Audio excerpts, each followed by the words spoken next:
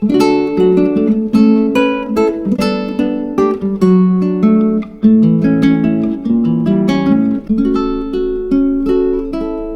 joined us because they have featured in our AgriFocus videos for this week, and we're going to kick off our first session with Lisa Miller. So Lisa, how was your videos? What were the overview of your videos? Yep, well, the first two videos in the AgriFocus event booklet have been produced by Southern Farming Systems on behalf of Meat Livestock Australia through the Healthy Soils project. These videos were a series of 3 and they're based on 2 information posters we developed, which you can see in the background. So if you want to pick them up, you can get them from the SFS office.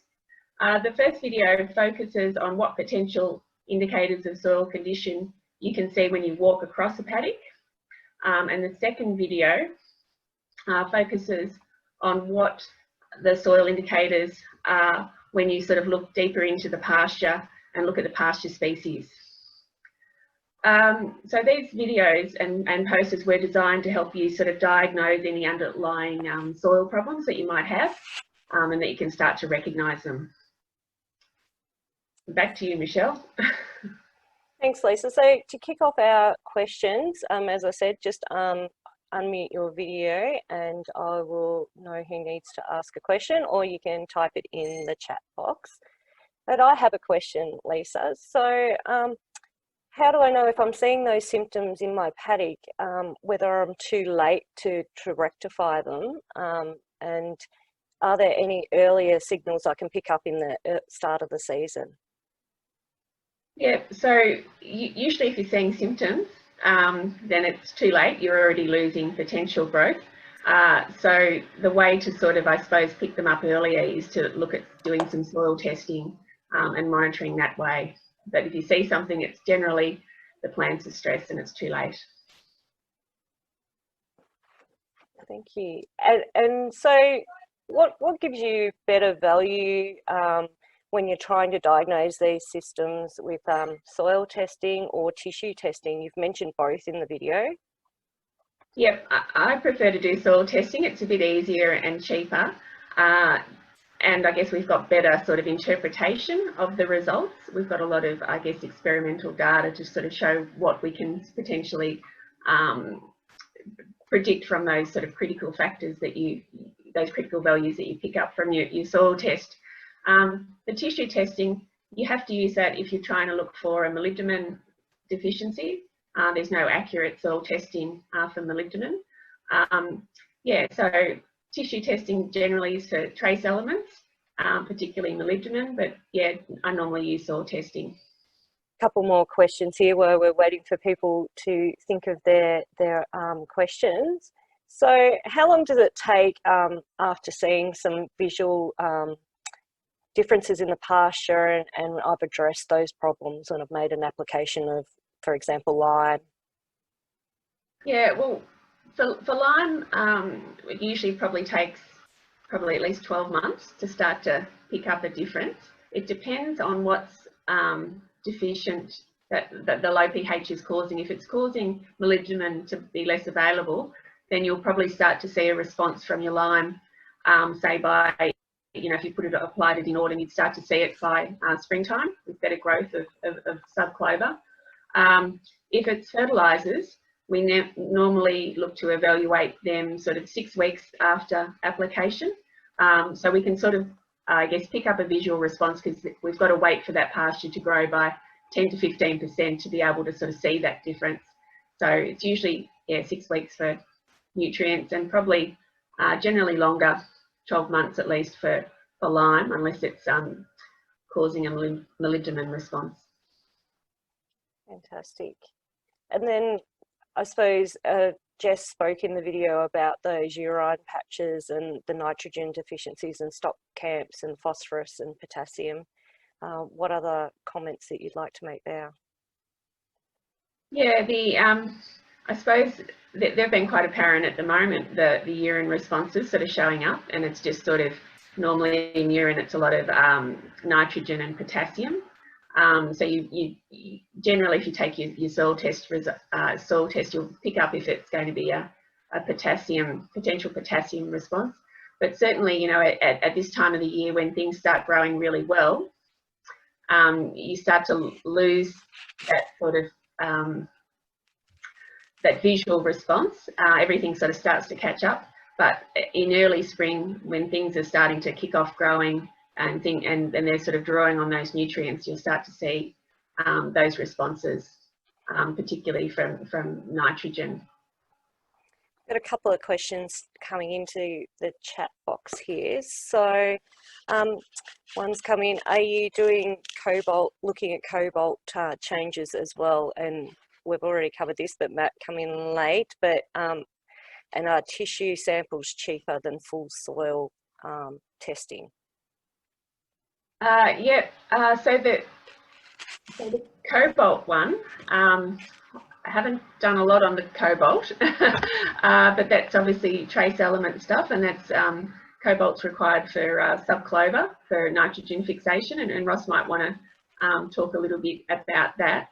But I normally, for the other question related to which I prefer to do, which is sort of cheaper, I guess if you know what's with the soil testing, you can potentially pick what macronutrients or particular tests that you want, so you can get a fairly sort of I guess cheap soil test to give you some really good indicators. You know, if you're just looking at, if you think it's potassium or it's phosphorus or pH, you can just get those potentially just tested.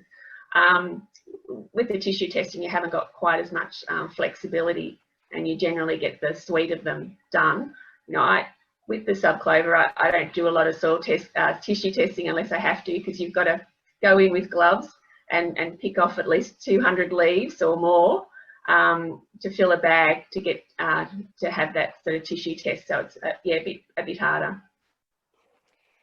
And there's also been a question here is, these videos are very helpful and things. Is there a place where they're going to be long term that people can re-review them and share them?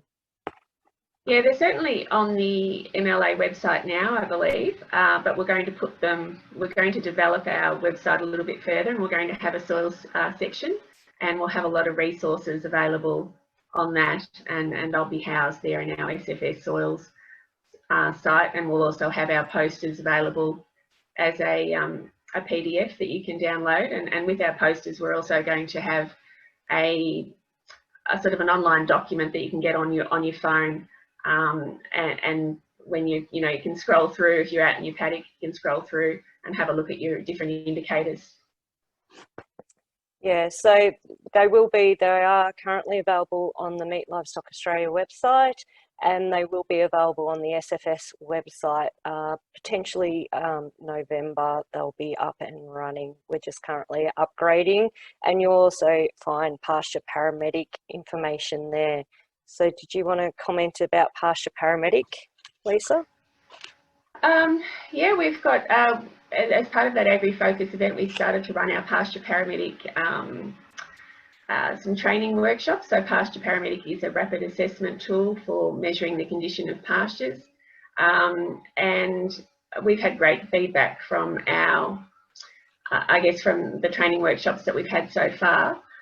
People are finding it really easy to use. It's you know, a sort of as I said, a rapid assessment tool. It comes with a manual, and yeah, we're starting to roll that out soon. So if you haven't come across it, we've got a good video on that as well that you can have a look at and get in touch if you want more information. We do a lot of, I guess that's one of my main focuses of research is on soil acidity, and yes, and certainly we've actually, I mean, the liquid line, when we've applied liquid lime, we've actually struggled to get the amount of calcium carbonate on to change pH. So I doubt that any foliar stuff would give you any sort of potential pH change and be changing the soil chemistry. With regards to biological activity, the I guess once we know that the pH in calcium chloride drops below 5, we start to see a decrease in biological activity, and everything can start to slow down, or all your mineralisation and nutrient organic matter breakdown starts to slow. So yeah, it's not going to compensate. Nothing compensates for low pH. Certainly, I guess if you've got a little bit of, in those top few centimetres with sort of organic carbon and organic matter, you can, I guess the bugs in there are a little bit happier, but if you lose that soil organic matter up in that top bit, they're going to, yeah, that'll protect them a bit from aluminium, aluminium toxicity, but otherwise, yeah, they'll be, the soil biology will be pretty unhappy in a low pH environment. And what other exciting work are you working on in your soils, pasture and livestock team with Southern Farming Systems?